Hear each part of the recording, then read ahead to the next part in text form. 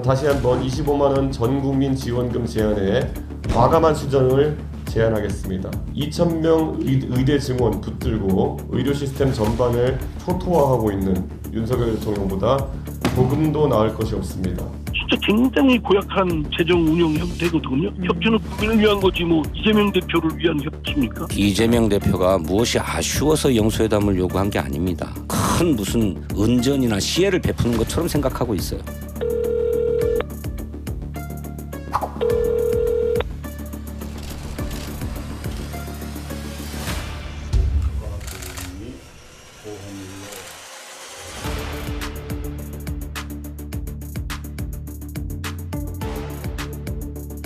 우리의 삶을 그대로 계속 여러분도 얼마나 주인의 입장에서 주인의 한번 해주시겠습니까?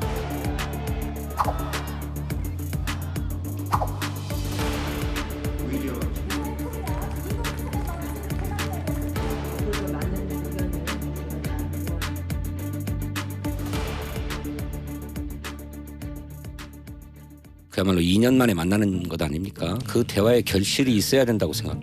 민생 경제가 그야말로 파탄 지경에 이르러서 이 골목 상권에 좀 돈이 돌게 해야 되겠다라고 하는 것입니다. 그래서 현금으로 지원하기보다는 기한을 가진 소비 쿠폰을 발행해서 일정 기간 내에 해당 지역에서 소비토록 하자. 물론 명칭을 어떻게 하든지 또는 규모를 어떻게 하든지는 협의의 여지가 있지요. 뭐 그런 걸 딱 닫아놓고 얘기할 게 있겠습니까? 야당의 대표를 만나서 뭐 무슨 얘기든 해봐라 내가 들어보겠다라고 하는 정도라면 그게 무슨 변화이겠습니까? 이재명 대표가 무엇이 아쉬워서 영수회담을 요구한 게 아닙니다. 대통령이 제발 좀 국민의 목소리를 듣고 국정을 바로 잡아라 라고 하는 말씀을 전달하기 위해서 영수회담을 요구했던 것입니다. 무엇이 아쉬워서 영수회담 하자고 했던 것입니까? 마치도 야당의 대표를 한번 만나주는 것이 큰 무슨 변화인 것처럼 또 큰 무슨 은전이나 시혜를 베푸는 것처럼 생각하고 있어요. 그저 만남 자체의 의미를 둔다라고 하면 그 뭐하러 만나겠습니까?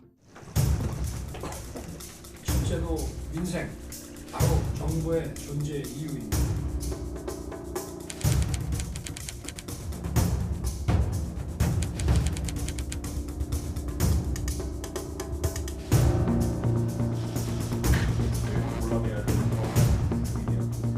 그리고 이런 실질적인 근거 없는 수치들만 반복적으로 되뇌는 이재명 대표가 윤석열 정부보다 조금이라도 나은 정치를 하기 위해서는 1인당 25만 원이라는 지원금 규모에 대한 합리적 근거를 제시해야 됩니다. 1인당 25만 원씩 4인 가족이면 100만 원 정도가 된다는 추론 외에는 25만 원 지원금의 수치적인 근거를 잘 이해하기가 어렵습니다. 25만 원에 대한 합리적인 수치적 근거를 제시하지 못한다면 2,000명 의대 증원 붙들고 의료 시스템 전반을 초토화하고 있는 윤석열 대통령보다 조금도 나을 것이 없습니다. 그리고 이런 실질적인 근거 없는 수치들만 반복적으로 되뇌는 두 분의 지도자가 만나서 회담을 통해서 서로의 주장을 바터식으로 관철하게 된다면 그것은 협치의 올바른 모델일 수가 없습니다. 저는 다시 한번 25만 원 전 국민 지원금 제한에 과감한 수정을 제안하겠습니다.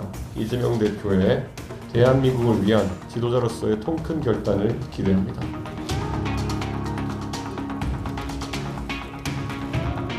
갑자기 13조를 현금을 풀어버리면 그 통화량의 폭증으로 인한 물가의 압박은 어떻겠습니까? 저축되어 있는 세수를 쓰겠다는 게 아니라 국가부채를 발행해서 그걸로 쓰겠다는 건데 그냥 무슨 자기 돈 주듯이 풀어서 하겠다라고 하는 건 매우 좀 허무맹랑하고 무책임한 것이라고 저는 생각됩니다. 그런 거에 정부가 무슨 협치라고 그래서 무조건 들어줘야 된다라고 생각하면 그런 협치는 국민을 위한 협치가 아니죠. 협치는 국민을 위한 거지 뭐 이재명 대표를 위한 협치입니까?